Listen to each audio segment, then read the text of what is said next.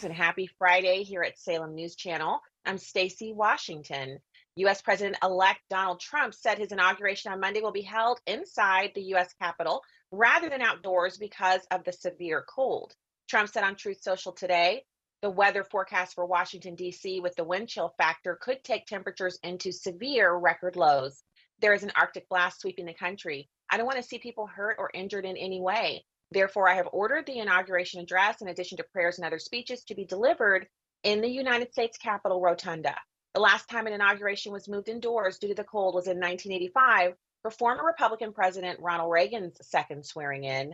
While the main show will go on indoors, the U.S. national security agencies are warning that President-elect Donald Trump's inauguration will be an attractive potential target for violent extremists, even as they say there are no specific credible threats. Matt McCool, the U.S. Secret Service special agent in charge of the Washington field office, said hundreds of thousands are expected to be in the nation's capital to watch the presidential inauguration. So I would say what's different is we are in a higher threat environment. What is the difference in comparison to the last inauguration or previous inauguration? Last inauguration? Yeah. I would say we have a slightly more robust security plan. We've been planning for this event for 12 months. Along with our partners. It's an ever-changing threat environment, and so we stay flexible. If we see that, hey, we need to shore this particular checkpoint up, we do that. So what's different? We've learned. This is our 5th NSSE this year in the Washington field office. We've done 83 NSSEs. Each one we take a look at, and if there's areas where we need to improve, we do it. But what I can tell you is that we are 100% confident in the plan that we have put in place for this inauguration, that the public and our protectees will be safe. Also, here is D.C. Police Chief Pamela Smith at a press conference on Monday. Our entire police department will be activated for the presidential inauguration. In addition, we'll be reinforced with nearly 4,000 officers from across the United States who were generous enough to raise their hands and commit their time to assist the Metropolitan Police Department. Those additional resources will be deployed to manage traffic, secure dignitary routes, and ensure public safety in our city. I'd like to pause and thank those officers who are coming to our city, taking time away from their families to ensure the safety and security of this event. Their commitment to our country, to this city, and their law enforcement partners are admirable. They deserve praise from us all. Also, most of the impact will be felt in the area directly around the National Mall, the Capitol Building, the Washington Convention Center, and Union Station. Closures will also impact areas around the Capital One Arena and the National Cathedral. D.C. Mayor Muriel Bowser said at the same Monday news conference, if you live, work, or need to travel through these areas in this coming week and weekend, make sure to plan ahead and give yourself extra time. Joining me now is counter-extremism and national security analyst Ryan Mauro. Welcome, Ryan. Thanks so much for having me. So let's talk about this. There are no credible threats, but there is an increased posture. And I was kind of connecting the move indoors to the announcement by DJI, a China drone company, that they were ending the cybersecurity geofencing that used to be standard. They're ending that, and they ended it a week before this presidential inauguration. I just don't know if there's a connection there. I tend to take things at face value until I find there to be a contradictory fact. So I'll just kind of like leave it at that. But what I can say is that there is a credible threat. It may not be specific enough for the Department of Homeland Security, FBI, police to say, oh, there's a credible extremist threat. But in my mind, there is, because I did an expose at the website of Capitol Research Center where I work, where I monitor these extremist groups. And a lot of the ones that have damaged property and fought with police and praised Hamas and called for death to Israel, death to America, are all going to be showing up. They plan to do what they call protests. I don't know if we would call it protests. It's more like causing mayhem in Washington, D.C. on the day of the inauguration. There'll be plenty of security, of course, but it doesn't take too many bad people with just a little bit of luck to cause a scene and to harm people.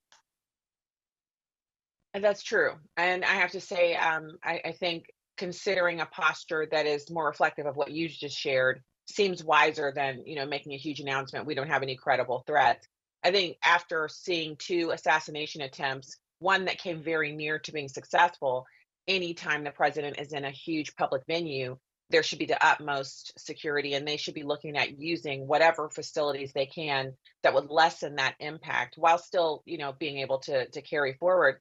Mhm. Last inauguration, President Trump and Melania Trump strolled down it's a normal parade route where Americans can see them after the inauguration. With the weather being as cold as it is and then moving things indoors, do you think they'll still do that? Uh, I I would assume so, unless they get some type of more specific threat or specific vulnerability is pointed out, and they say, "All right, then that's really not tenable." Because after the near assassination of Donald Trump, you have to look at things a bit more closely. And if people aren't aware of this, you need to know what I'm about to tell you.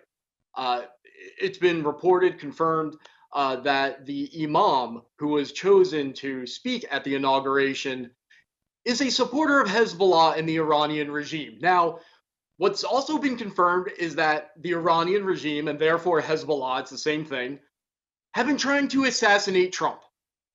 So, our security apparatus to protect the soon to be president, obviously, the first thing you want to do is make sure possible assassins don't get near the president. But what happened? A radical imam loyal to those trying to kill Trump not only got near or in the vicinity of the president, they got invited there. So when I look at that and how monstrous of a screw up that is, I mean, you could Google this guy and know don't let them be near the president. Then anything's possible. How can you have confidence in any situation? Yeah, it's a good point. And so there's also, there's a lot of inaugural balls that'll be happening on Monday night, a lot of festivities, and many Americans, hundreds of thousands are expected, will be there, and they're going to be moving throughout the environs of Washington, D.C. You saw in the clips that we played just before you joined, this is a whole of policing effort. They have police flying in and coming in from around the country to assist the Washington, D.C. police. And I thought it was good that the DC police chief actually made a statement about how committed they were to having a safe and wonderful, peaceful time for this. This is a momentous occasion. Tell me, do you think that we're going to see Antifa and Code Pink and the other anatomical suit wearing protesters burning down limousines and police cars on Monday? They're going to attempt to do things like that. I can confirm that for a fact because they've basically said it. Among the groups that have planned protests in Washington D.C. for inauguration is Code Pink, like you mentioned, which has links to the Chinese Communist Party. People's Forum is very closely tied to the Chinese Communist Party.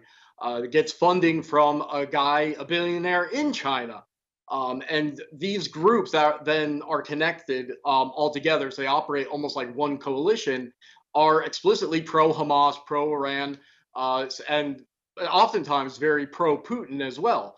So we know that there are two coalitions with overlapping membership, planning separate protests. They may merge. We'll see what happens. But these are groups with a history of violence, property destruction, fighting with police, certainly spreading hate and anti-Semitism. And they are going to feel obligated to create some type of scene. I think that's really good analysis on there, and I agree with you. I do think they're not going to miss an opportunity to be on the national stage protesting and basically initiating the new resistance movement against Trump for 4 years. It'll be basically the start to all of their planned protests and malfeasance across the country. It's always a pleasure to see you coming on the show here with me. Thank you so much, Ryan Mauro, for your time tonight. Thanks so much for having me. All right, good to see you. And you can find the link to Ryan and everything about him in the show notes over at stacyontheright.com.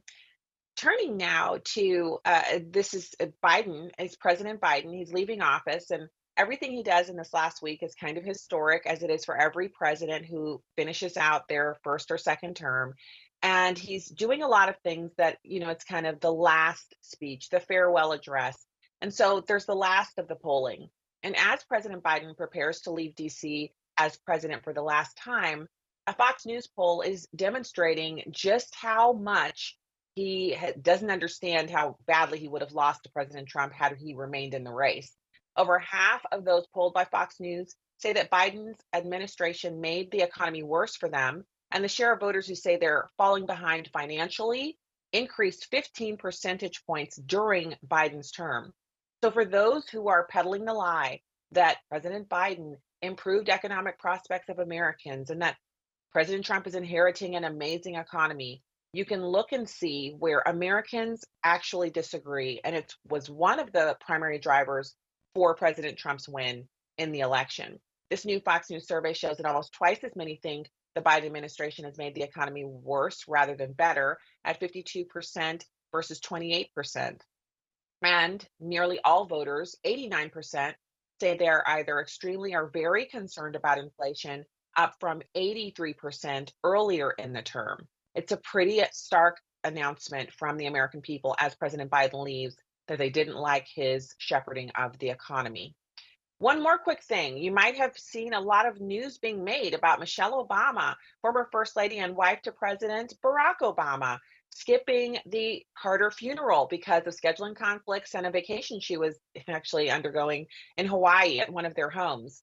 Well, it turns out she's still conflicted and she's not going to be at the Trump inauguration along with Nancy Pelosi.